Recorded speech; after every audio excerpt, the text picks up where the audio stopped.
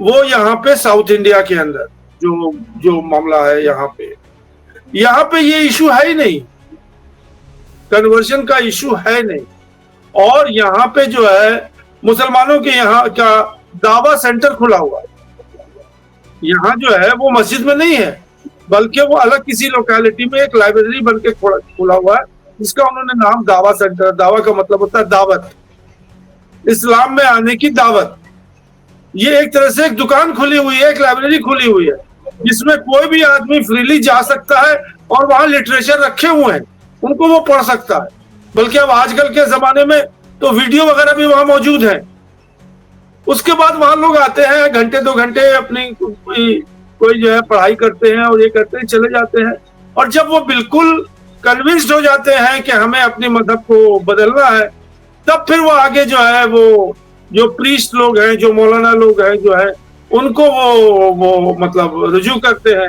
और उसका एक बिल्कुल प्रोसेस है जिसमें वो अपना एक तरह समझ लीजिए कि एफिडेविट देते हैं कि हमारे ऊपर कोई कन्वर्जन का कोई किसी का प्रेशर नहीं है, किसी के दबाव में नहीं आए हैं, किसी का।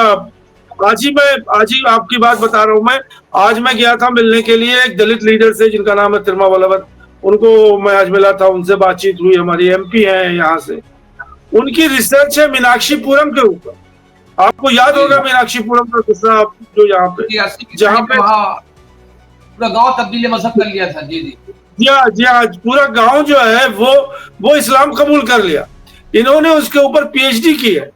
और क्या हंगामा पूरे हिंदुस्तान में बीजेपी वाले, आरएसएस वाले और मीडिया वाले और सब लोगों ने आके कर दिया। और उनकी पीएचडी की थीसिस है कि मैं हर एक गांव के हर एक फर्द से मिल चुका हूँ जिसने अपना मजहब जो है तब्दील किया है। और कंक्लूजन ये निकला है कि उन लोगों ने किसी भी प्रेशर पे अपना मजहब नहीं मतलब बदला है, बल्कि उनके ऊपर यही एक प्रेशर था, वो हिंदू कास्ट सिस्टम का कास्ट सिस्टम, जो कास्ट सिस्टम की एट्रोसिटीज हो रही थी, उनके बर्दाश्त से बाहर थी।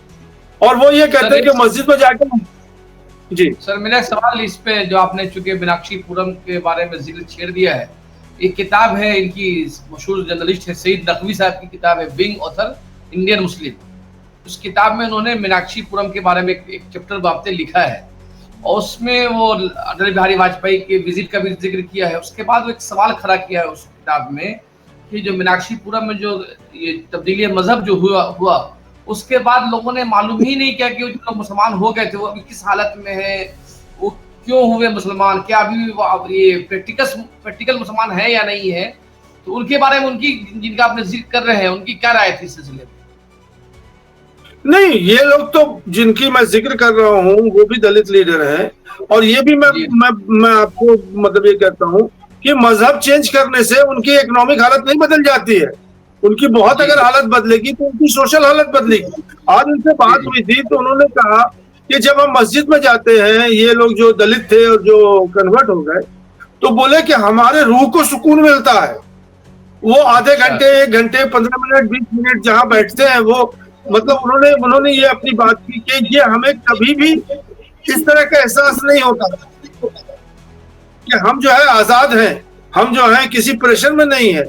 ये आज हमारी गुफ्तगू से बातचीत यही निकली उनसे कि जो भी लोग थे उसमें पेट्रो डॉलर की बात हो रही थी कि सऊदी अरेबिया फंड कर रहा है, और पूरे हिंदुस्तान का मीडिया आके लग गया